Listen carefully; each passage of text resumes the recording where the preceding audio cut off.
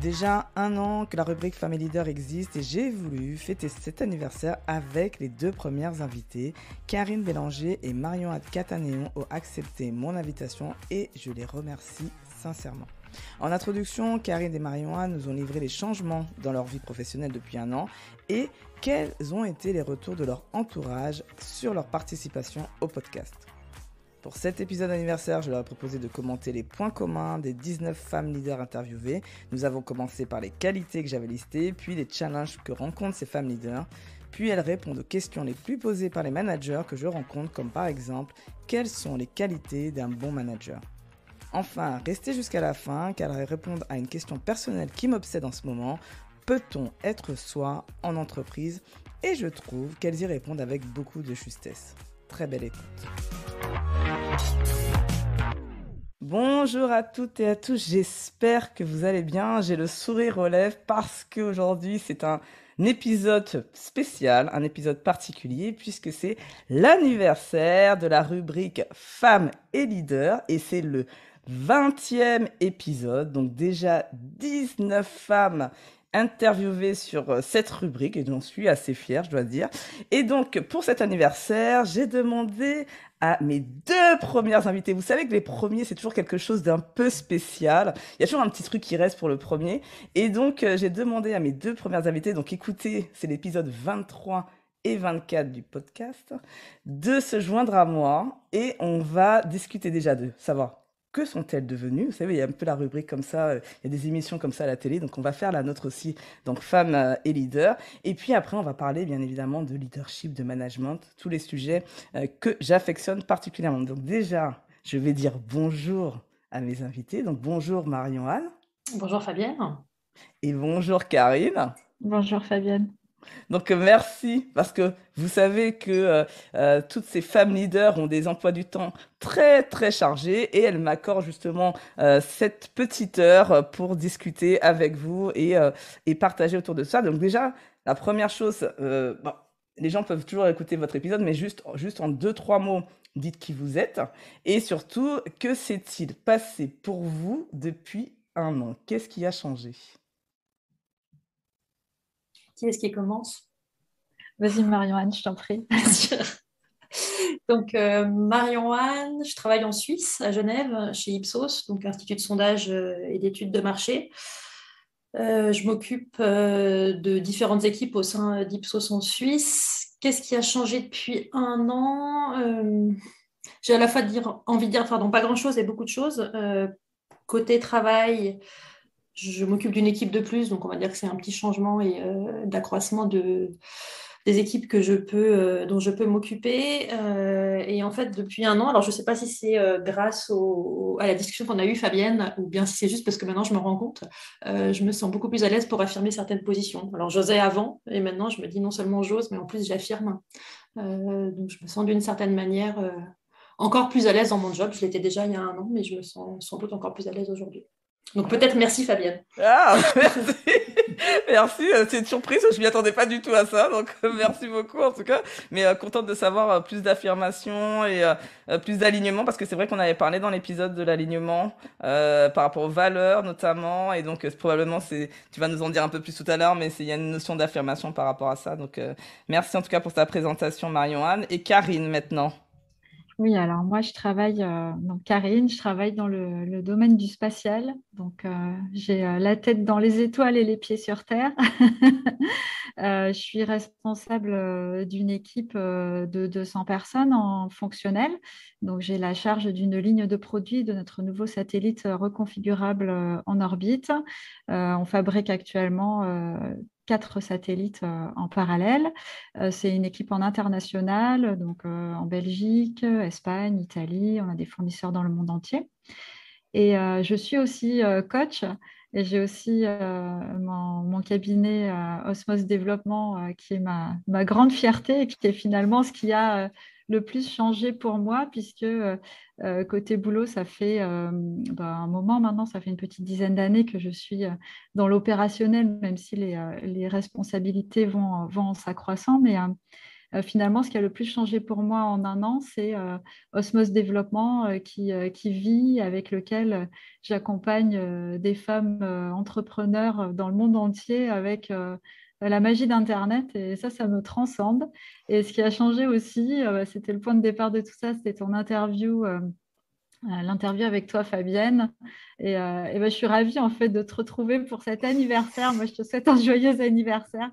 Et voilà, je te redis ce que je t'avais déjà dit, que ce qu'on fait là, ça a énormément de sens et que tu as beaucoup à mener au monde. Donc, je souhaite longue vie à toutes ces interviews et à tout ce que tu peux faire. Merci, oh là là, j'ai beaucoup de... Ça me met tout en émotion, merci. Je ne m'attendais pas, donc vraiment, c'était... Donc, merci beaucoup, en tout cas. Oui, c'était le début, c'est le début d'une aventure. Quand j'ai commencé, ça faisait pas longtemps que j'avais décidé de dire que ce podcast s'appelle Je suis manager et je le vis bien. Vous avez été un déclencheur pour moi, en tout cas, parce qu'avant, ça s'appelait Oser être. Vous étiez les deux premières, et pendant l'été, j'ai beaucoup réfléchi, et j'ai vu que vraiment, ce que j'aimais discuter, en tout cas, c'était tout ce qui était autour du leadership et du management, et j'ai osé aussi passer le cap de changer le nom du podcast, changer la ligne éditoriale, et vous êtes vraiment au départ de cette aventure, en tout cas. Donc merci aussi pour vous de ce que vous m'avez apporté. Est-ce que vous pouvez nous dire, justement, au-delà de la situation personnelle et professionnelle, est-ce que vous pouvez donner peut-être petite une anecdote, si vous avez, sur votre participation sur le podcast. Qu'est-ce que ça a pu vous apporter? Ou est-ce que, parce que Marie-Anne nous a donné un petit extrait de ça, mais est-ce que vous avez des feedbacks de votre entourage? Comment s'est passé justement l'accueil de ce podcast dans les gens que vous connaissiez? Karine, tu veux Ah commencer?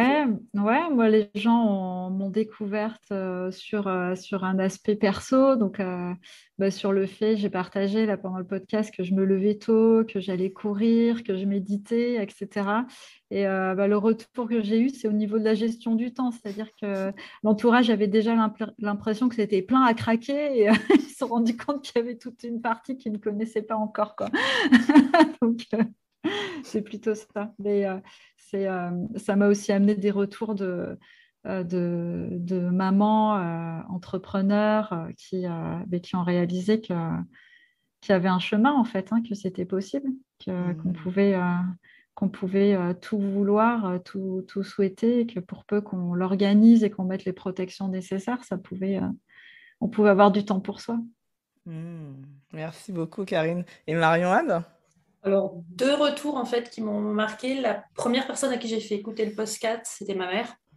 On était en voiture côte à côte et du coup, je lui ai mis le téléphone entre les mains, les écouteurs sur les oreilles et puis elle a écouté. Et en fait, j'ai beaucoup aimé ses réactions non verbales parce que je savais à peu près où elle était dans le podcast, etc. Et du coup, ça m'a marqué de me dire, tiens, ma mère me découvre en fait. Hmm. Dans un monde professionnel qu'elle ne connaît pas, etc. Donc, j'ai beaucoup aimé le petit mot qu'elle m'a donné à la fin. Et puis, déjà, elle a tout écouté, en fait. Hein. Donc, c'était aussi un signe d'aller jusqu'au bout. Et puis, le deuxième, un peu plus professionnel, c'est des gens qui sont revenus vers moi que je n'avais pas vu depuis très longtemps. Parce qu'ils ont ils ont entendu pardon, le podcast via LinkedIn. Et puis, ils m'ont envoyé des petits mots après et beaucoup mettaient en avant les valeurs en disant bah, je te connaissais sous un angle de valeurs et tu n'as pas changé, etc. Hmm. Et je me suis dit que c'était en fait ce qui comptait le plus pour moi, en fait, de pouvoir coller à des valeurs. Alors après, on apprécie, on n'apprécie pas, mais je me suis reconnue là-dedans. Je me dis, bah tiens, en fait, c'est bien, j'ai pas trop changé. Ah, cool, super, super intéressant en tout cas de savoir un an après. Je comprends pourquoi ils font les émissions un an après, parce que je trouve ça c'est hyper intéressant de voir sa propre évolution aussi. Et donc, je voulais parler avec vous parce qu'il y a quelque chose qui vous caractérise. Et au début, c'était pas du tout prévu que je fasse comme ça. Et puis, au fur et à mesure des personnes que j'ai interviewées pendant cette année-là, je me suis rendu compte que j'avais beaucoup de leaders introvertis. Et vous en avez parlé, toutes les deux, donc ce qui est marrant, hein. Donc il y avait Camille Junot qui est passé après, Frédéric Troudet qui est passé aussi après. Et je voulais parler de ça parce que je voulais justement savoir comment vous avez évolué avec cette introversion, on va dire. C'est quels sont les bénéfices et les inconvénients d'un leadership d'une introvertie, parce que de plus en plus, je trouve que c'est un leadership qui est impactant, en fait. Donc c'est ce que moi je ressens, mais j'arrive pas encore à avoir tous les mots. Et donc je me suis dit peut-être qu'en discutant avec vous, ça va encore me permettre de grandir sur ça. Mais quels sont pour vous un bénéfice et un inconvénient? Je sais pas toi, Marion-Anne, parce que je sais que t'en as parlé pendant le podcast, ça m'a bien marqué. Pour toi, ce serait quoi? Alors, je vais commencer par le bénéfice. Alors, dans introverti, je mets la tendance à parler moins. voire à parler moins fort. Et je pense que le bénéfice, c'est que du coup, ce que je dis a plus de poids. Comme c'est pas noyé dans un océan, comme c'est dit avec un ton. Je sais pas où c'est la voix, en fait, par exemple. Du coup, ça donne plus de poids parce que c'est dit rarement et sûrement, en fait. Après, l'inconvénient, ça marche avec, c'est que comme je sais pas où c'est la voix et comme je parle pas beaucoup, si je prends pas un peu de temps pour me dire, bon, allez, maintenant, tu vas, tu donnes ton avis, tu t'exprimes, tu fais tu joues au chef, entre guillemets, ça peut paraître effacé, en fait. Hmm. Mais je Donc, retiens le positif d'abord. ouais, c'est-à-dire que tu penses qu'on l'associe introverti avec le côté réservé, effacé, justement que donc tu as fait la Mm, distinction d'ailleurs mm. dans le. Aujourd'hui, c'est pas encore très clair cette différence entre introverti et réservé. C'est pas toujours clair. Ça D'accord. dépend des moments. Parce qu'en fait, en tout cas, ce que moi je peux percevoir comme une faiblesse ou un point à travailler, on va pas dire faiblesse, c'est que naturellement, je vais pas être la première à me mettre en avant, etc. Donc, selon l'environnement dans lequel j'évolue, c'est assez facile de disparaître, en fait, hein. Hmm. Oui, c'est Et ça, ne ça parlons dépend pas aussi des du modes milieu dans virtuels, en lequel fait. tu es. Oui, ça dépend dans le milieu dans lequel tu évolues aussi. Ouais, je Mm. comprends. Ok, ben merci beaucoup, Marion. Et toi, Karine, tu as un avis sur le leadership pour les introvertis? Oui, c'est un avis. Et pour moi, c'est comme se demander si c'est bien de jouer du violon. En fait, au début, tu en joues et ça sonne un peu faux. Et c'est pareil pour le manager introverti. Tu vois, au début, tu peux paraître un peu effacé, etc. Mais au fur et à mesure que tu domptes ta personnalité et surtout ta confiance en toi, ben, pour moi, c'est profondément juste. Et ça permet, enfin en tout cas, parce que c'est être aligné avec qui on est aussi, hein. Et me concernant, ça permet comme le dit très justement Marion-Anne, d'être impactant quand tu parles, avec une économie de mots, hein. D'ailleurs, ça s'apprend aussi, hein, pour les extravertis d'avoir une économie de mots pour être percutant. Et ça permet aussi et surtout de gérer des dossiers de plus en plus complexes. Parce que dans un monde où tu es sans cesse tiraillé entre aller vers la gauche, aller vers la droite, essayer de tirer tout le monde dans le même sens, de progresser, les injonctions contraires que tu reçois en permanence. Et pour moi, ça permet de réfléchir. Et le leader, en tout cas tel que je le vois, euh, il est vraiment euh, comment dire, décisionnaire quand il prend le temps de réfléchir. Il a à être seul, il a à regarder le jeu qu'il a sur la table, quelles sont les cartes qu'il a pour savoir comment on avance et comment. Tu vois, c'est un peu ce que je peux faire quand je cours, quand je médite. Finalement, c'est aussi une façon d'être centré pour savoir comment tu avances. Et ça, le fait d'être Ah. introverti te le permet aussi. Tu m'inspires là. J'ai trouvé d'inspiration. Merci pour toutes les deux. Sur le côté, ce que j'entends, en tout cas, le côté introverti, c'est cette capacité d'introspection qui est probablement plus facile pour un introverti qu'un extraverti. Or, je pense qu'aujourd'hui, cette introspection est nécessaire parce que, comme tu dis, il y a tellement d'environnements, tellement de mouvements. C'est comment je fais abstraction de ça et de voir qu'est-ce qui est juste pour moi, où je suis aligné, où je suis bien. Et je pense que un extraverti, il peut le faire, mais ça lui demande, comme tu dis, que de la même manière, ça te demande une économie de mots. De la même manière, ça demande aussi un travail sur soi que d'apprendre cette introspection. Et c'est ça que je vois c'est pour ça que moi, des fois, j'ai l'impression que je me dis, tiens, c'est bizarre, j'ai l'impression que je deviens introverti. Mais probablement, c'est pas que je deviens introverti, c'est que je suis une extravertie qui travaille sur son introspection, grâce au coaching, bien évidemment, parce que je suis devenue coach, et qui fait que j'ai ce truc en plus qui me manquait. C'est-à-dire ce côté, justement, de prendre le temps. Et on va parler tout à l'heure d'ambition et patience, et ça reconnecte avec comment allier ambition et patience. Je sais pas si ça vous parle tout ce que je dis, mais c'est Oui, vrai, beaucoup, beaucoup, beaucoup, beaucoup. ça m'a inspiré en tout cas. Oui. Merci pour ça. Je savais que j'allais mettre ce truc-là et que ça allait me donner encore pour avancer parce que il y a ça aussi. Ce qu'il faut savoir, c'est que le podcast, le coaching, c'est deux choses qui sont pour moi une manière de me développer personnellement. C'est-à-dire que plutôt donc j'ai des coachs aussi, des superviseurs, j'ai aussi des thérapeutes et tout. Mais c'est vrai que le fait de s'entendre parler, de parler avec quelqu'un qui a un autre regard, rien que ça, en fait, ça vous fait grandir. Donc, vous n'avez pas besoin de faire des choses extraordinaires, simplement de confronter vos idées avec d'autres personnes. Et ça, vous voyez que je l'ai fait de manière naturelle, prise de conscience, simplement avec un échange. Donc, je vous invite à le faire avec votre entourage aussi, qui est bienveillant, bien évidemment, parce que je suis avec des personnes très bienveillantes. Alors, ce que j'ai noté pendant cette année, avec ces 19 personnes que j'ai interviewées, c'est qu'elles ont un point commun. En fait, pas un, elles ont plusieurs points communs et je les ai listés. Et je voulais en discuter avec vous et de savoir ce que vous en pensez. Vraiment avec très très rapide, l'idée c'est pas d'explorer tout, sauf s'il y en a un des sujets où vous vous dites ça j'y crois et j'ai vraiment envie d'y aller. Donc moi ce que j'ai noté, le premier point commun des femmes leaders, c'est la responsabilité. C'est-à-dire qu'elles ont une notion de se dire, je suis responsable de ma vie, je ne subis pas, je suis actrice de ma vie. Et ça passe par la gestion de son temps, la gestion de comment j'appréhende la vie. Je sais pas, qu'est-ce que vous en pensez? Parce que moi, je sais que je l'ai vu chez vous toutes les deux. C'était pour moi une évidence, quoi. J'aurais tendance à dire que c'est fondamental, en fait. On ne peut pas être leader et non responsable. Moi, en fait, ça va avec. Après, il y a plein de gens responsables qui ne sont pas leaders et ça marche aussi. Hein. Ouais, mais on va voir qu'il y a d'autres. Il y a toute une liste. T'inquiète pas, j'ai une bonne liste.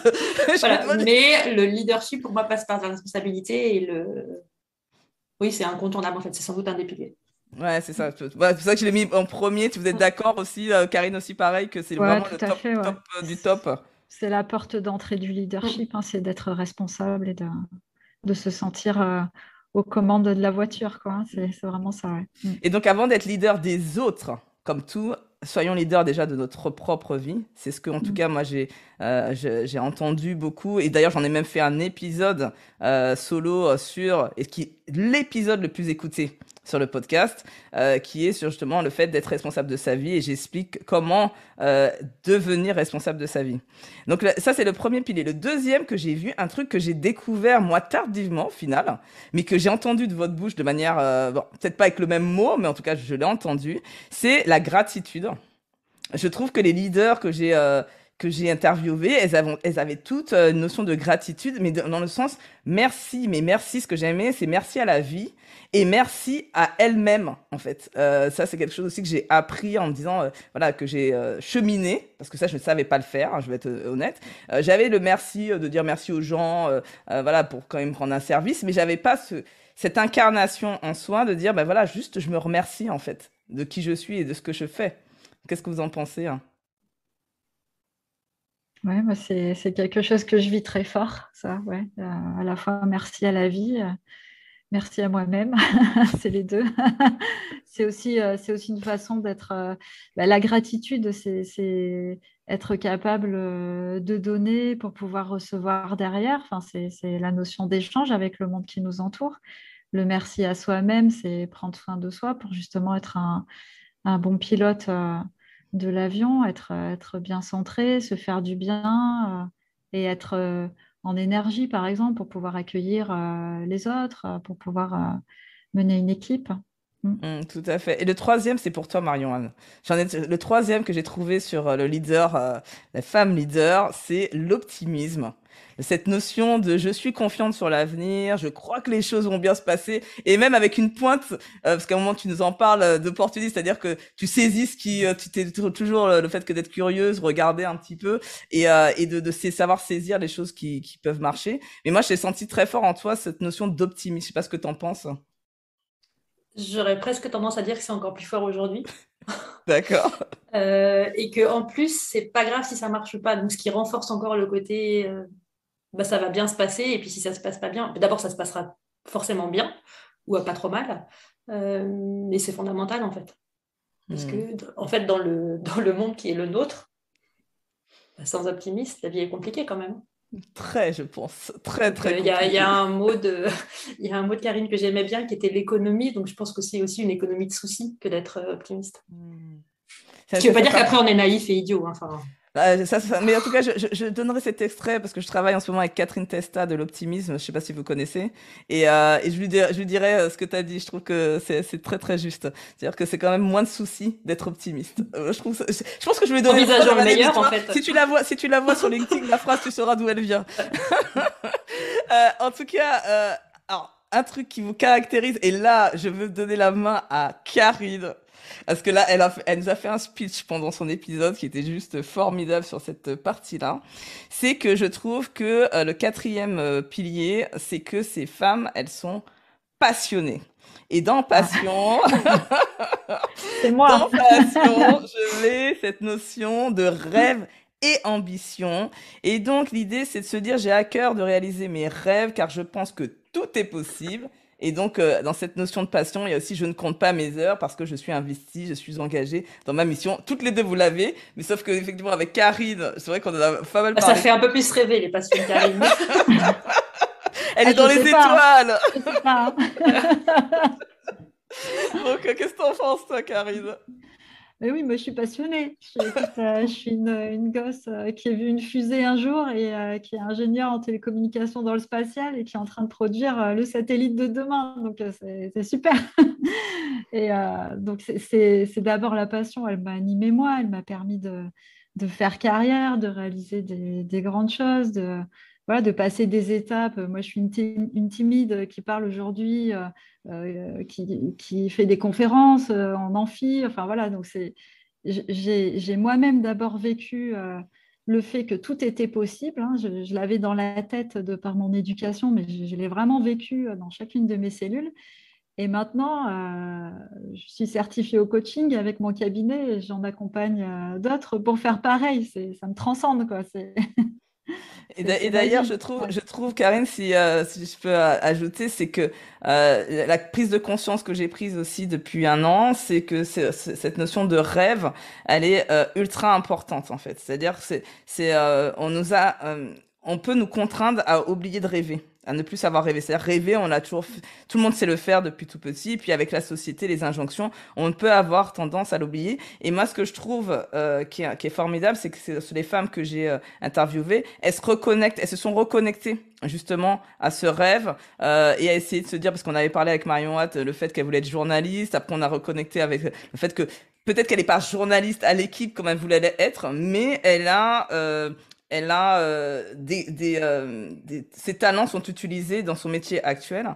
Et ça, je pense que sans rêve, moi, je trouve que la vie, elle serait triste, personnellement. D'ailleurs, j'ai un moment dit dans une interview, j'ai dit, bah, la personne, elle m'a fait prendre conscience de ça, d'ailleurs. Elle m'a dit, mais Fabienne, en fait, j'ai l'impression que tu rêves ta vie et après, tu t'évertues à accomplir tous tes rêves. C'est-à-dire que c'est comme si c'était mon plan d'action de tous les rêves que j'ai envie d'accomplir.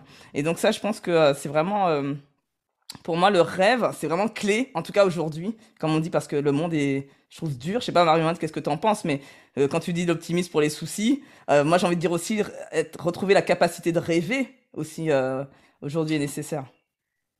Oui, alors rêver, je mettrais aussi déconnecter avec, parce que je suis quelqu'un d'assez pragmatique. Donc des fois, le rêve totalement fou, je me dis non, non, non, non, non. Tu redeviens, tu deviens un peu plus... Allez, Voilà. revenons sur terre. Je suis assez pragmatique, etc. Mais néanmoins, la capacité à dire non, c'est possible, tout est possible. Donc peut-être que ça s'appelle le rêve, hein, Oui, c'est ça. Mais en fait, je pense que dans c'est une autre bouche, ça s'appellerait ouais. du rêve. Mais moi, c'est plutôt de se dire, mais oui, c'est possible et oublie un peu les contraintes qui pourraient faire que bah non, à la fin, ça ne va pas marcher. Et puis après, comme tu le disais sur voilà, je ne suis pas journaliste à l'équipe, je pense que ça n'arrivera pas, à défaut de dire jamais. Mais néanmoins, d'arriver à se dire, mais qu'est-ce que je fais aujourd'hui qui fait que en fait, ce rêve-là, il n'est pas si loin. C'est aussi important en fait de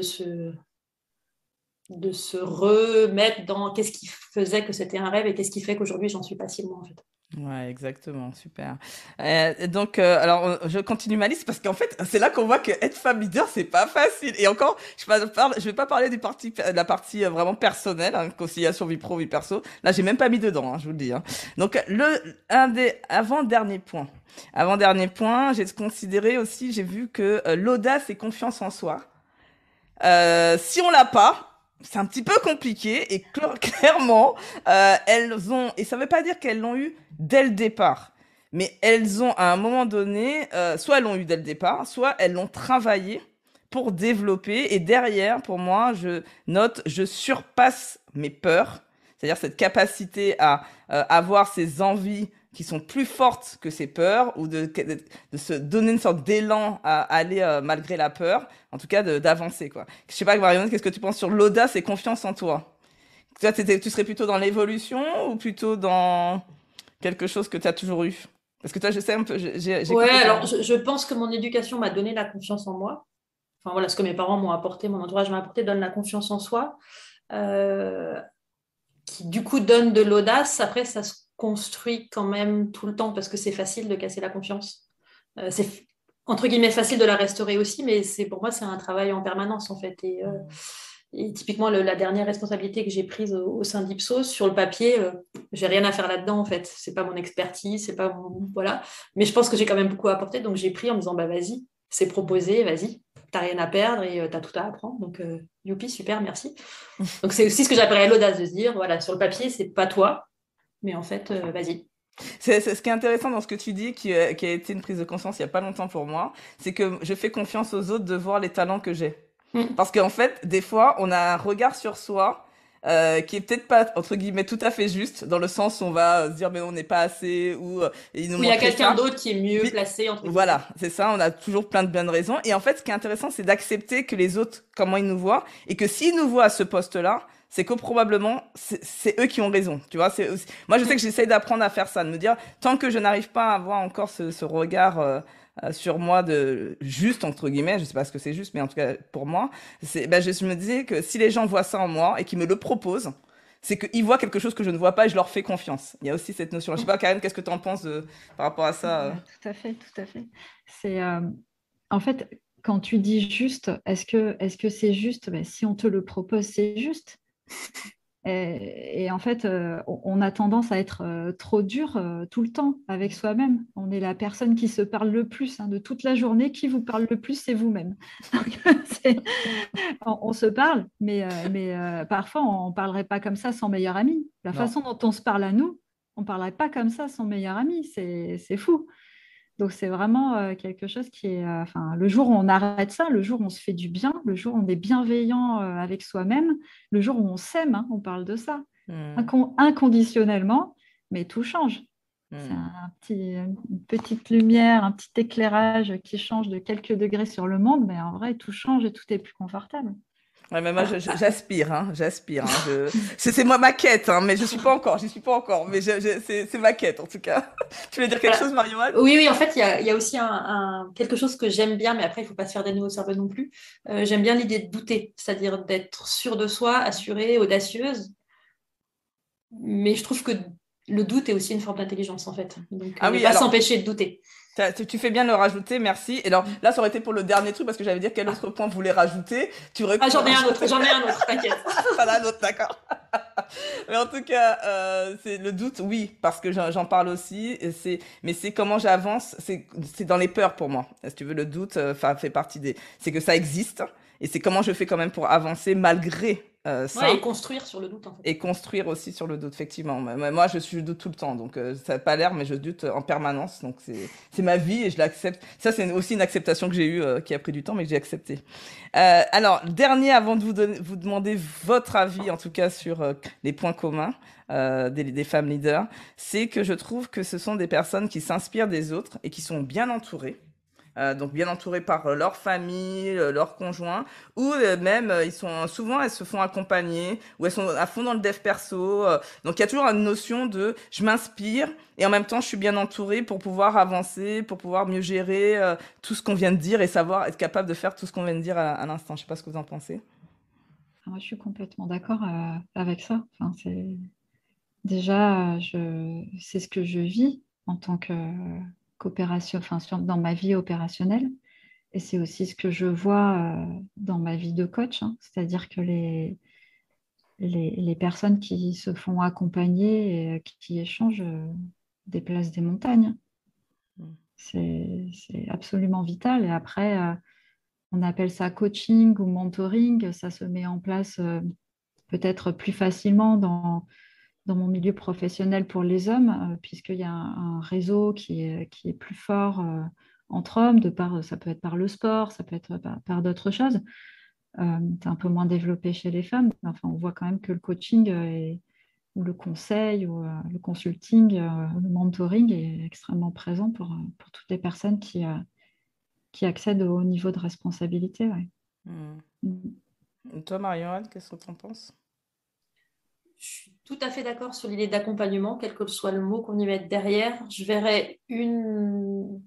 Alors, c'est pas une limite, je sais pas si c'est un risque ou quoi que ce soit, mais c'est surtout pas copier, c'est-à-dire que c'est s'inspirer des autres, demander, recevoir, etc. Mais pas se dire je veux être comme la personne qui, trois petits points, parce que là, c'est l'effet inverse en fait. Il faut rester soi-même, évoluer bien sûr, pas rester figé, mais en prenant, en traduisant, en adaptant, pour dire voilà, ce que j'ai entendu de telle personne, chez moi, ça veut dire ça. Et puis, c'est peut-être pas exactement pareil que ce que m'a dit la personne, mais c'est ma façon de l'interpréter, en fait. Mais après, oui, on est nourri des autres. Enfin, de toute façon, seul, on est comme une plante, on meurt, en fait. Hein. Non, merci d'avoir fait la précision sur l'inspiration. Pareil, j'ai mis un titre un petit peu provocateur sur le fait qu'il est utile de se comparer, mais c'était pour dire en fait justement c'est plutôt de s'inspirer et justement la différence entre s'inspirer et de devoir copier, qui est pas la même chose. Et tu fais bien de le préciser. En tout cas, dans l'idée de s'inspirer, c'est vraiment d'écouter, de voir comment ça résonne pour nous et de s'approprier et de le traduire avec nos mots et notre façon d'être en fait. Est-ce que chacune de vous a un critère que je n'aurais pas cité que Marion a été chaude, je sens qu'elle est sur les active blog, elle voulait... Donc Marion, vas-y.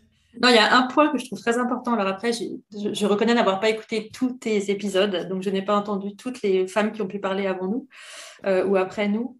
Mais il y a un point qui pour moi est très important, qui est peut-être lié au positivisme, même si c'est pas très joli. C'est quelque chose qui oscille entre la bonne humeur et l'humour. Parce qu'en fait, je trouve très important de véhiculer, d'être quelqu'un qui est joyeux, quelle que soit la forme que ce joyeux prend, qui sait jouer des situations, qui sait rebondir d'une situation des fois un peu difficile en disant en fait si je la prends avec humour, je vais la retourner positivement et on va faire du bien à tout le monde. Et pour moi, c'est fondamental en fait. Donc super l'humour, intéressant. En un mot. Oui, je le note. Et c'est marrant parce que plus je vois la liste et plus je vois l'intelligence émotionnelle au final. Hein. Vas-y, on continue. Karine, qu'est-ce que tu vas nous dire, toi? Moi, je voudrais rajouter l'authenticité. Et il y a quelque chose qui va avec l'authenticité, c'est les émotions. C'est ce que je disais, de s'accepter inconditionnellement dans ce qui est bon, dans ce qui paraît performant, mais aussi dans peut-être, je mets des guillemets, dans ce qui paraît moins performant. Ça ne fait que paraître parce qu'on n'est jamais aussi compétent et impactant que quand on est centré sur son authenticité, ses émotions. Non, moi, c'est vraiment ça que j'ai appris à dompter, en tout cas, au fil du parcours. Ça, c'est quelque chose que je n'avais pas en démarrant et que j'ai appris à dompter, qui fait du bien, quoi, d'être centré sur soi et sur ce qu'on ressent, et même si parfois, c'est pas tout à fait ce qu'on voudrait voir, mais d'accepter que c'est là, quoi. Ok, super. Donc, en tout cas, merci pour vos deux propositions qui me permettent de faire la transition. Parce que, en fait, l'idée, c'est qu'après avoir vu les points communs, on va voir les challenges qu'elles ont toutes en commun. Et donc, là, ce que vous avez cité, ça peut être dans les challenges, parce que toutes ne sont pas au même niveau, toutes celles que j'ai interviewées après vous, en termes de développement personnel, la connaissance de soi. Et moi, j'ai noté quels sont les challenges que j'ai trouvés qui ressortaient le plus, et vous allez me dire ce que vous en pensez. On va pas faire pour chacune à chaque fois, mais celles qui se sont le plus à même d'en parler, dans l'idée de se dire, moi, j'ai peut-être fait le travail sur ça, ou moi, je suis encore en cheminement, ou j'ai même pas commencé. C'est un peu cette idée-là. Et si on a fait le travail, comment on s'y prend pour travailler ce challenge, parce que ce sont encore des challenges. Alors, je prends au hasard, parce que j'ai une petite liste, hein. Tiens, parce que là, on en a parlé un peu. Je travaille sur mon estime de moi et le regard des autres. Bon, c'est en cours. Notamment le regard des autres. D'accord. Donc, c'est en cours. Est-ce que tu es un peu plus avancée ou pas, Karine, sur le sujet? Ah ouais, alors moi, c'est complètement clos. J'ai pas eu le choix. Ah oui, ah oui, c'est parce que toi, tu as été devant le mur. Ok, explique-nous. Voilà. C'est quand on est une femme, qu'on fait carrière dans un milieu d'hommes, qu'on est dans un milieu technique, qu'on a quand même envie de mettre des robes et des jolies chaussures à paillettes parce qu'on aime ça. Voilà, donc j'ai pas eu le choix en fait. Hein. Ça s'est présenté à moi, j'ai eu à le travailler. Voilà. Et donc, comment tu as fait, toi? Tu as travaillé sur... Quand tu dis que tu as lu à le travailler, tu sais que tu te rappelles comment tu as fait ou pas? Ouais, bah, j'ai surdéveloppé la bienveillance envers moi-même et le fait Mm. que et mon authenticité aussi. Je suis comme je suis. Et, et voilà. Et si j'ai envie d'être à un endroit, j'y suis, mais comme je suis. Voilà. D'accord, merci, hein. Très, très inspirant.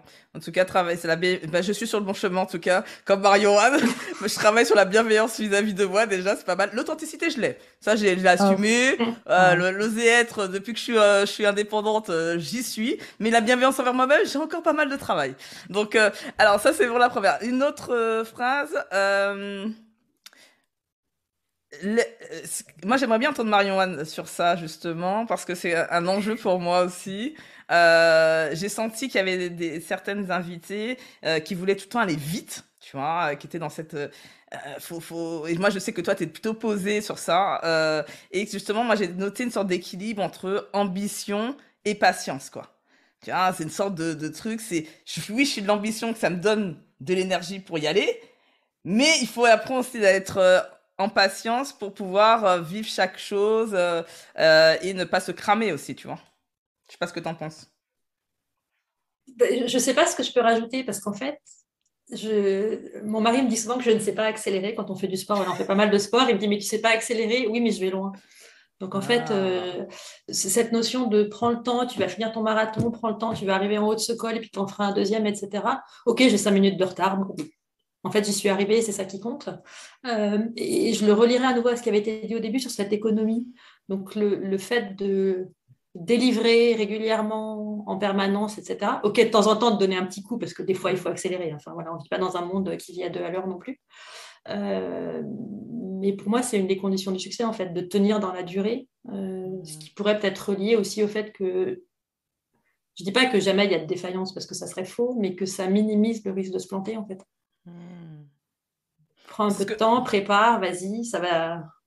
Ouais. Non, mais c'est ça. Non, mais c'est très juste ce que tu dis et ça me C'est parle en très tout cas. raisonnable, en fait, hein. Ouais. Après, on peut trouver ça un peu Je sais pas si c'est raisonnable, j'ai envie de dire malin. Je sais pas, le mot qui me vient, c'est malin. C'est-à-dire, c'est-à-dire, si tu veux tenir sur la longueur et que t'as pas envie de te cramer, que tu veux justement construire quelque chose comme, tu vois, moi, mon objectif, c'est de construire quelque chose de pérenne. C'est pas quelque chose qui est éphémère, en fait, qui existe et qui n'existe plus. Moi, je veux construire quelque chose qui a vraiment beaucoup de... Et donc, il faut faire les piliers, il faut faire les fondations. Donc, et ça demande de la patience. Et donc, si tu vois que tu donnes du sens au fait que, ben, pourquoi tu mets de la patience et tu prends le temps de faire les choses bien, probablement, ça peut aider, en tout cas, pour les impatients comme moi, à être patient, en fait. Tu voulais rajouter quelque chose, Karine? Non? Non, moi, c'est Non. ça. C'est un savant mélange. C'est le sel et le poivre, quoi, hein. Aller vite tout le temps, une vie à 100 à l'heure et savoir se poser tranquillement aussi. Ouais, c'est un mélange des deux. Ouais. Alors le dernier, avant que de vous demander votre avis, alors j'avais parlé un peu de vulnérabilité, mais bon, on va peut-être pas rentrer dans celui-là. Je vais parler parce qu'il y avait dans celui de Karine, elle m'avait fait rigoler. D'ailleurs, je rigole pas mal dans cet épisode quand elle commence on parlait du temps et vu que dans ton introduction t'as dit qu'ils avaient noté la gestion du temps, c'était vraiment ce qui te caractérisait. C'était la priorisation et la capacité à savoir dire non. C'est encore un challenge des invités que j'ai eu. Et Karine nous a dit du tac au tac, de toute façon, moi je suis pas là pour faire plaisir, je ne te fais pas plaisir. C'est Donc vrai. oui, ça c'est fait. Et donc tu nous avais parlé du fait de se protéger et on ne peut pas être partout et on doit faire des choix. Et donc là, moi j'avais noté surtout la notion de choix plutôt que de la priorisation, mais de faire des choix. Je sais pas où t'en es, est-ce que toi tu es toujours très assertive sur ces propos? Et oui. Plus que Et oui, jamais. mais oui, mais parce qu'en fait, quand on dit non, on dit oui. On dit oui à quelque chose. On peut dire non à quelqu'un, se dire oui à soi, non à quelqu'un d'autre. En fait, ça veut dire oui à quelqu'un d'autre.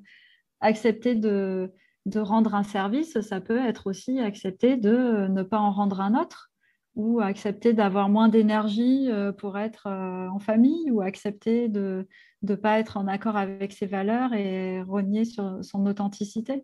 Donc en fait, quand on dit non, on dit toujours oui, de la même manière, quand on dit oui, on dit toujours non. Donc c'est pour moi, je le vois plus comme je dis oui ou je dis non, je le vois comme je me positionne en étant authentique et en gérant mes priorités parce que on n'a que des journées de 24 heures. Hmm.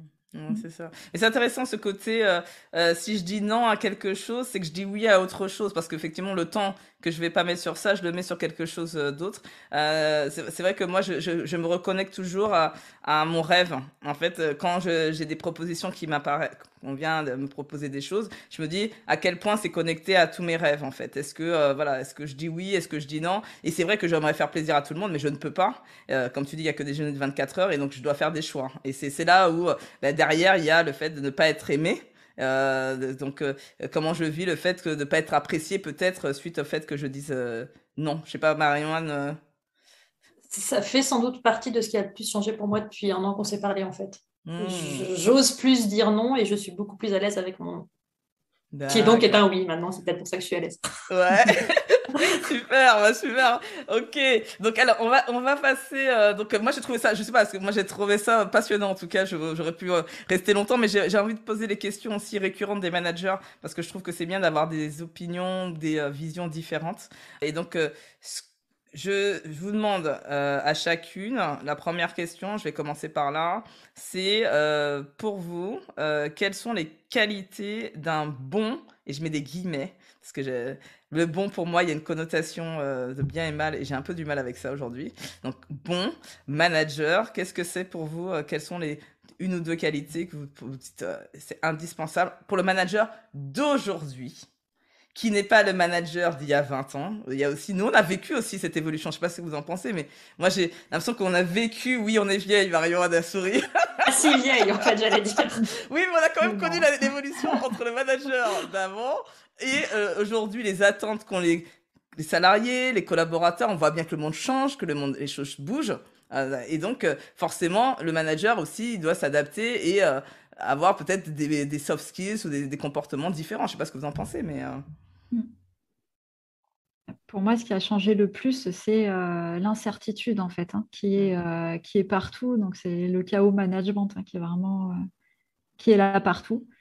Donc, la principale qualité, c'est d'être à l'aise face à l'incertitude Mm. et de transpirer la sérénité dans un monde incertain. Ça, c'est hyper dur, quoi. Mais effectivement, je suis assez d'accord que si on n'a pas ça, je pense que c'est très difficile aujourd'hui avec tout ce qui nous arrive, tout ce qui se passe, les changements permanents, et puis la vitesse, quoi. Tout va toujours plus vite, quoi. Donc, c'est très intéressant. Merci, Karine. Est-ce que tu voudrais compléter, toi, Marion? Spontanément, je pense à l'écoute, être à l'écoute. Hmm. Je vois en ce moment, je manage des gens qui ont soit mon âge, soit des générations beaucoup plus jeunes qui sont différentes, pour ne pas dire très différentes. Et le fait d'être à l'écoute de ce que notamment les plus jeunes, c'est ces gens un peu bizarres qui n'ont pas 30 ans, euh, qui pour le coup, eux, sont dans une espèce de monde incertain depuis longtemps, en fait, quand nous, on découvre peut-être un peu plus. Je trouve très important d'être en fait à l'écoute de ce qu'ils veulent dire, de ce qu'ils attendent de l'entreprise, etc. Donc, être à l'écoute. Et par rapport à ce que disait Karine sur l'incertitude et comment on gère le chaos, il y a aussi cette notion d'avoir l'air stable dans un monde très instable, en fait. Parce que le manager doit incarner, alors sans être monolithique, hein, mais on doit rassurer, donc on doit incarner une forme de stabilité tout en sachant que de toute façon, c'est très instable. Hmm. Ouais, la stabilité, c'est un mot qui est Mm. assez fort et puissant, en fait, hein, Mais qui ne quelque veut pas part. dire paralysé, qui ne veut pas Ouais, ça veut dire pas dire statique. si. Non, non, mais c'est ça. Voilà. Moi, je vois pas quelque chose de statique, mais je vois quelque chose de. Je le relie à l'alignement, tu vois, encore une fois, Mm. cette notion Et les d'alignement, quoi. priorités peuvent changer, et de toute façon, elles vont Ouais, changer, etc. Mais ouais. néanmoins, quand même, se dire, je dois garder une forme de constante, Hmm. parce qu'autrement, je vais me perdre et je vais perdre les autres avec moi, en fait. Et donc, donc, mettons que je suis opérationnelle et que demain on me propose un premier poste de manager. Donc, il y a le côté, waouh, je suis trop contente, je suis trop content, on m'a donné un poste de manager. Mais en même temps, j'ai le syndrome de l'imposteur qui rapplique Pourquoi rapidement. moi? Pourquoi moi? Quel est le premier conseil, un conseil que vous pourrez donner à un manager débutant, justement, qui lui n'a jamais été manager? Moi, je lui dirais, trouve-toi un espace de ressources. C'est ta priorité numéro un. Qu'est-ce que tu vas faire le matin, le soir, le midi, le week-end pour que t'aies de la ressource, en fait. Et ça te recharge en énergie. Voilà. Et le deuxième, trouve-toi une oreille bienveillante. Quelqu'un à qui tu puisses poser des questions sans crainte, sans frein, voilà, qui peut être un collègue, un ami, un parent, peu importe, mais quelqu'un à qui tu puisses confier tes doutes, en fait. Hmm. Bon, je vais vous envoyer ma page de vente sur l'offre que je vais lancer en juillet. Je pense que ça fait écho en fait. Je trouve que ça fait beaucoup écho parce que c'est ce qui m'a manqué moi quand j'ai démarré. Mais c'est cette notion où on peut être beaucoup entouré, mais à qui j'ose me confier et dire les choses sans me sentir jugée. Et ça, c'est pour moi, ça, je trouve que ça m'a manqué. Donc ça répond en tout cas à mon besoin qui aurait été si j'étais manager débutant. J'espère que ça répondra au vôtre en tout cas. Alors une autre question aussi parce que je sais que vous êtes, pour moi en tout cas, des bons managers. Donc je sais pas pour vos équipes. Les équipes elles peuvent me dire des commentaires. Ce serait intéressant d'avoir des commentaires sur LinkedIn. Ah tiens, si jamais vous êtes dans les équipes de Marion One et de Karine, je vous demande juste un petit truc. C'est est-ce que vous pouvez faire un petit commentaire sur LinkedIn quand je vais poster. Donc c'est le dernier mercredi du mois de juin. Je vais poster ça et vous mettez un petit commentaire pour dire quels managers sont-elles. Ça m'intéresse de le savoir. Alors, comment vous motivez vos équipes au quotidien? Donnez un tips, un truc que vous dérogez pas, parce qu'il y a des trucs qu'on fait, des fois c'est de temps en temps, mais un truc que vous mettez beaucoup d'intention au quotidien pour motiver vos équipes. C'est tout simple en fait, hein. C'est juste de dire bonjour et d'être à l'écoute derrière le bonjour en fait, d'accueillir. Ok, simple, efficace. Je dis bonjour tous les Ouais. jours sur le Et, en papier même, ça a l'air simple hein. Mais quand on a et une en même réunion qui temps, commence à 9h et qu'on arrive à 9h moins 10, comment tu fais pour te dire que tu le fais toujours? Comment c'est en termes d'organisation concrètement? bah, en fait, je prends du temps pour ça. C'est-à-dire que quand il y a besoin d'une écoute, quand il y a un conflit, quand voilà, il y a une situation qui se présente et qui nécessite de l'écoute, ça passe en priorité. C'est simple à dire, Hmm. c'est extrêmement compliqué à mettre en place. Et Hmm. c'est rare aussi. Hmm. C'est ce que je suis en train de découvrir, hein, mais et encore plus rare aujourd'hui avec le côté hybride ou télétravail. Tout à Parce fait. que j'ai interviewé Céline la semaine dernière. Justement, eux, ils sont pratiquement total remote. Hein, ils se voient une fois de temps en temps là. Et je lui disais, mais comment vous avez traduit le bonjour que moi je faisais où je passais dans les équipes pour dire bonjour à le bonjour en full remote quoi. Et effectivement, elle me disait que bah, elle avait pas trop mis des choses en place. Et là, je l'ai inspirée comme ça. Je lui dis, l'idée, c'est de traduire ça, mais il faut cet espace-là, quoi. Je sais pas ce que t'en penses, Marion-Anne. C'est pour ça que j'hésite à répondre, parce que naturellement, j'ai envie de dire, bah oui, je dis bonjour à tout le monde le matin. Et en fait, non. Parce que bah, aujourd'hui, je ne suis pas au bureau, une partie des équipes y est, demain j'y serai, l'autre partie n'y sera pas, enfin bref. Et mon bonjour, autant il est à peu près systématique quand je suis physiquement au bureau et que je vois les gens, autant il ne s'est pas traduit par un petit message envoyé le matin ou un petit call envoyé le matin pour des bonnes et des mauvaises raisons. Mais après, derrière le bonjour, il y a le être disponible. Et pour le coup, là, ça s'est resté vrai, en fait, quel que soit le moyen de communication. Mais effectivement, c'est pas facile d'avoir un rituel systématique qui déroge jamais, en fait. Hmm. Et c'est pour ça qu'il y a un vrai enjeu aujourd'hui. Moi, je lis beaucoup d'articles sur le management à distance parce qu'il y a un vrai enjeu sur ça. Donc il y a d'ailleurs des entreprises qui reviennent complètement en arrière, hein, qui étaient parties en pratiquement total remote et qui reviennent avec du présentiel. Je pense que la vérité, elle est entre les deux. Comme tout, hein, c'est toujours entre les deux. Et donc, c'est de trouver où on met l'équilibre, où on met le curseur, en fonction aussi de l'activité, en fonction de la structure, en fonction de plein de paramètres. Et il n'y a pas de règle universelle pour qu'est-ce qui est bien ou pas bien, quoi. Autre question que j'avais, c'était quelle est la différence entre être manager d'opérationnel et être manager de manager? Vous que toutes les deux vous l'avez été, vous avez fait les deux. Qu'est-ce que vous avez vu vous qui vous soit vous avez dû développer quelque chose en plus ou qui a été plus difficile de passer manager d'opérationnel à manager de manager?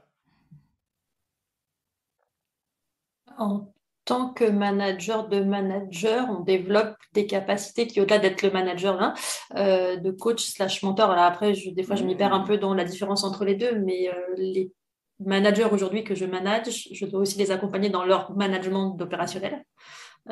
Donc, c'est à la fois se dire, je te donne aussi les billes, les clés pour que tu puisses manager ton équipe, etc. Donc, c'est jouer un peu avec différentes casquettes, en fait. Ouais, ça, il y a Ce que je verrais comme tu, principale différence. En fait. tu vois qu'il y a plus de casquettes encore, et donc là, tu ne dis pas les directives, etc. C'est vraiment plus du coaching ou du mentorat ou de Ouais. l'accompagnement. Pour les Un rôle. accompagner et se dire, je crois fortement au rôle d'un manager. C'est une fonction que je valorise et à qui j'accorde énormément d'importance. Donc, je souhaiterais que les managers de mon équipe puissent aussi, à leur tour, être de bons, à nouveau, avec tout plein de guillemets. En tous les cas, des managers avec lesquels je me sens à l'aise. Moi, j'ai envie de dire aujourd'hui des managers qui, comme on dit en coaching, Karine, ça va peut-être te parler, mais non dommageables. En fait, l'objectif en fait d'un manager aujourd'hui, nous en coach, on est formé en se disant de savoir quelles sont les protections et éviter les erreurs au maximum pour ne pas être dommageable pour notre client. Et je pense que le manager de manager qui doit accompagner aussi, je pense que bon, c'est aussi valable pour les opérationnels, mais encore plus parce qu'il y a une notion de transmission, doivent savoir ce qui est dommageable ou pas en fait dans les comportements de ce que tu fais. Je sais pas, Karine, qu'est-ce que tu en penses toi? Absolument, absolument, c'est exactement ça. Tu vas pas donner les mêmes permissions ni les mêmes protections. Enfin, en tout cas, elles sont pas attendues au même endroit. Alors, je dirais que quand tu manages de l'opérationnel, c'est plus. Enfin, en fait, finalement, le point commun, c'est chaque personne que tu manages a besoin que tu comprennes ses enjeux. Et les enjeux ne vont pas être les mêmes pour des managers ou pour des opérationnels. Donc, tu n'y réponds pas avec les mêmes ressources, toi, de ton côté. Tu vas y répondre, pour l'opérationnel, tu vas y répondre avec soit de la compétence technique ou soit de la compréhension de l'enjeu opérationnel. Et pour le manager, tu y réponds avec beaucoup plus de soft skills, puisque c'est l'enjeu managérial et comment tu le développes. Et il y a également le fait que les managers sont très observateurs au niveau de... Enfin, moi, j'ai remarqué ça en tout cas au niveau de mes attitudes en réunion, de mes réactions. Et généralement, tendre l'oreille quand le débat se chauffe un peu pour voir comment je réagis. Et prennent Ah, des notes. l'exemplarité, en fait, Ouais, l'exemplarité c'est plus ouais, importante pour des ouais. managers que des opérationnels. Tu sens ça, toi? Ah oui, oui, j'ai des questions sur mes D'accord. comportements, sur ouais, tu as réagi comme ça, qu'est-ce que tu en as pensé? Enfin voilà, je fais presque Ah. un débrief des, des- des situations tendues. Ouais. C'est vrai, maintenant que je m'en rappelle, mais c'est vrai que j'avais oublié ça. Mais tu vois, maintenant que tu me le dis, ça me rappelle effectivement que je l'avais ce truc-là. Ok. Et après, Tu ils sais, prennent ou tu ils me prennent dis, pas. Marion, si tu dois partir, parce que je crois que Marion a J'ai une... quelques minutes de rab. Ah, super. Pas beaucoup, mais quelques minutes. Alors, on va peut-être finir. Tu me fais un petit signe. Ouais. Moi, je prends. J'ai à peu près 5 minutes à peu près. D'accord, je prends ce qu'il y a à prendre. On va essayer d'avancer. En tout cas, merci. Moi, je pense que ça va aider les auditeurs et auditrices qui m'ont posé cette question-là. Là, on a parlé de façon de dernier point, donc c'est bon sur le management à distance. Et une autre question, la dernière, c'est les critères pour recruter un collaborateur. Je sais que Marie-Anne en avait beaucoup parlé dans ton épisode sur le fait de constituer une équipe avec des couleurs, des personnalités différentes. Voilà, quels sont les critères auxquels il faut faire attention? C'était ça la question. Quelle est fait attention quand on recrute un collaborateur dans son équipe? Je vais peut-être prendre une image qui parlera aux Toulousaines que je dois avoir en face de moi. Mais on est toutes les deux toulousaines. Voilà. On a fait récemment une formation management et l'image que j'ai prise pour illustrer l'équipe, c'était une équipe de rugby qui pour moi est la représentation de ce que doit être une équipe, des grands, des petits, des rapides, des forts, des gros, des lourds, des qui n'ont pas l'air de grand-chose comme ça, mais qui en fait vont amener beaucoup à l'équipe, des gens humbles, des gens plus vocaux, etc. Et donc, j'ai toujours cette idée de mettre ensemble des gens qui chacun vont apporter quelque chose à l'édifice, même si ce n'est pas évident sur le papier, et de faire une équipe aussi diverse que possible, mais qui fonctionne aussi bien que possible. Donc, cette notion de coaching, mais au sens entraîneur sur le banc qui fait rentrer la bonne personne au bon moment, parce que là, il y a besoin... de faire rentrer de la puissance ou de faire rentrer un malin sur le terrain, etc. Pour moi, ça reste fondamental. Et après, une autre petite anecdote avant que je passe la parole à Karine. Voilà, j'habite à Annecy, donc c'est aussi un endroit assez sportif. Et quelqu'un, en rigolant, me disait, mais t'as remarqué que dans ton équipe, tout le monde fait au moins un sport 2 fois par semaine. Voilà, je ne sais pas si c'est un critère, mais je me dis qu'à la fin, c'est bien d'avoir des gens qui savent s'aérer l'esprit au moins 2 fois par semaine. Voilà. C'est pas mal, ça, effectivement. Non, mais ça, par rapport à ce que disait Karine aussi sur l'équilibre et de trouver un temps pour soi, je trouve que c'est assez sain de se dire, oui, dans l'équipe, j'assume que Complètement. on passe pas Complètement. 24 heures au travail, quoi. Mais peut-être que tu es modélisante aussi, ce qu'on parlait tout à l'heure, l'exemplarité qui peut être la modélisation, c'est-à-dire que nos comportements, les collaborateurs, on modélise en fait. Donc s'ils voient que en fait tu t'accordes aussi ce temps, tu vois, ça leur donne une sorte d'autorisation. Parce que moi je sais que c'est pour ça que des fois j'en veux aux managers et aux dirigeants parce qu'ils disent oui, il faut qu'ils prennent de temps. Mais toi, est-ce que tu pars à 17h30 de ton boulot? Bien. Si toi tu le fais pas, ils vont pas s'autoriser à le faire, tu vois. Donc c'est d'abord commence à le faire pour être un peu plus modélisant, même si t'es plus haut, etc. Ce n'est pas une excuse pour ne pas savoir prendre du temps. Et moi j'avais une très bonne image de notre ancien PDG Marion, parce qu'on nous avait travaillé toutes les deux chez L'Oréal à un moment donné, Jean-Paul Agon, qui faisait le Citizen Day, c'est-à-dire que c'était une journée citoyenne où tous les collaborateurs avaient la possibilité de travailler pour une association toute une journée. Et donc les gens ils me disaient non mais moi j'ai pas le temps, j'ai du travail. J'ai dit si Jean-Paul Agon a le Le temps fait. et le fait pendant une journée alors qu'il est PDG de la boîte, mais moi j'ai le temps aussi. Donc, ça c'était un truc que j'avais gardé quoi. Donc ok, et toi et pour toi Karine, si tu avais un critère à rajouter pour le recrutement? C'est ça, enfin, c'est vraiment s'intégrer dans l'équipe en termes d'attitude. C'est premier, quoi. Être capable de s'intégrer dans une équipe. Alors après, il y a bien évidemment la notion de compétence pour le poste aussi, hein, d'être en mesure d'avoir un niveau ou une formation qui permet de se sentir compétent pour le poste, enfin en tout cas d'acquérir la formation pour l'être. Mais sans intégration à l'équipe, ça ne fonctionne pas bien. Et la diversité aussi est super importante. La diversité, pas uniquement homme-femme, mais la diversité culturelle aussi, elle amène énormément. De toutes les formes, couleurs de peau, culture, etc. Et Ouais. c'est là où est l'enjeu pour moi, en fait, parce qu'on a bien compris les avantages des personnalités, de cultures différentes, de la diversité, etc. Mais l'enjeu, c'est de savoir communiquer. C'est-à-dire que oui, c'est bien d'avoir tout ça, mais si on n'arrive pas à communiquer, ça peut pas faire non plus une équipe performante. Et c'est par l'écoute et aussi le fait d'être bien aligné, etc., qui favorise tout ça à pouvoir justement bien communiquer avec des gens qui ont des façons de voir le monde complètement différentes. Et c'est ça qui donne la richesse aussi. Donc, en tout cas, merci.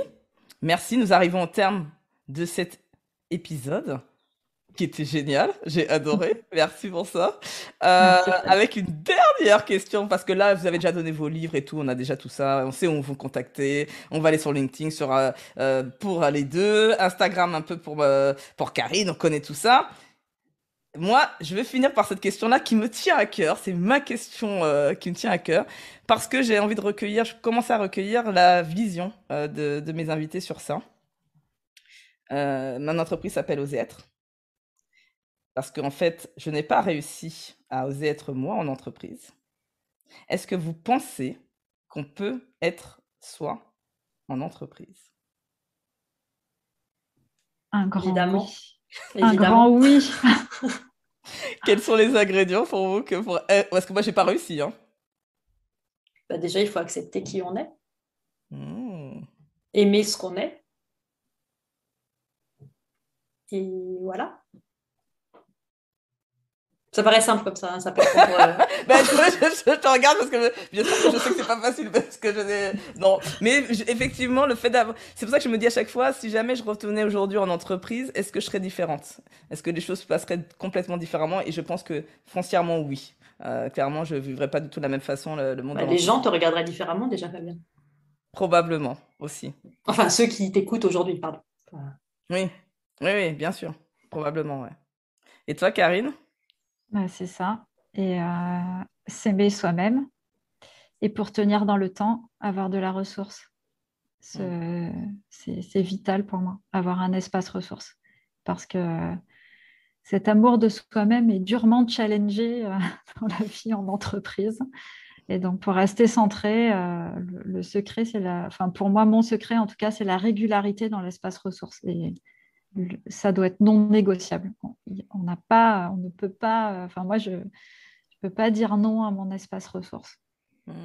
Mais je pense qu'effectivement, tu as raison, cette notion de... parce que c'est les injonctions, il faut que tu sois comme ça, ou quand tu as des feedbacks qui sont pas forcément bienveillants, qu'on te dit que tu es trop ceci, etc., qui peuvent faire que tu doutes de qui tu es.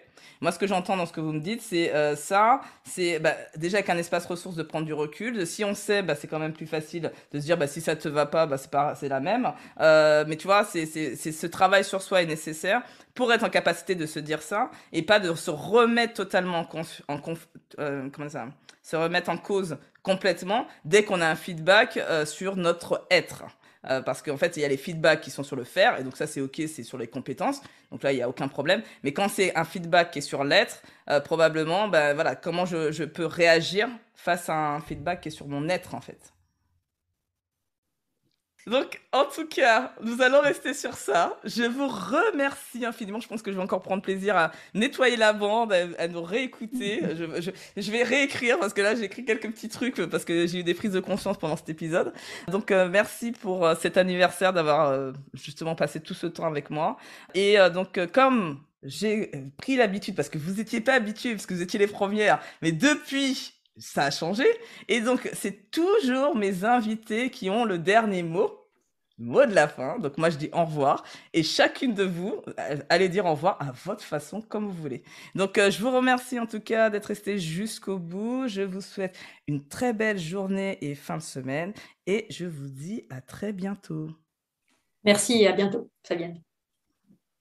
Merci beaucoup, Fabienne. Merci pour ce que tu fais. Continue longtemps parce que ça fait profondément du sens et qu'on en a besoin. Et je te souhaite un très, très bel anniversaire. Attendez, ne partez pas tout de suite. J'ai besoin de vous encore quelques secondes. Vous pouvez soutenir ce podcast afin qu'il puisse continuer d'exister de façon totalement gratuite. La première consiste à mettre une note et un avis sur Apple Podcasts ou Spotify.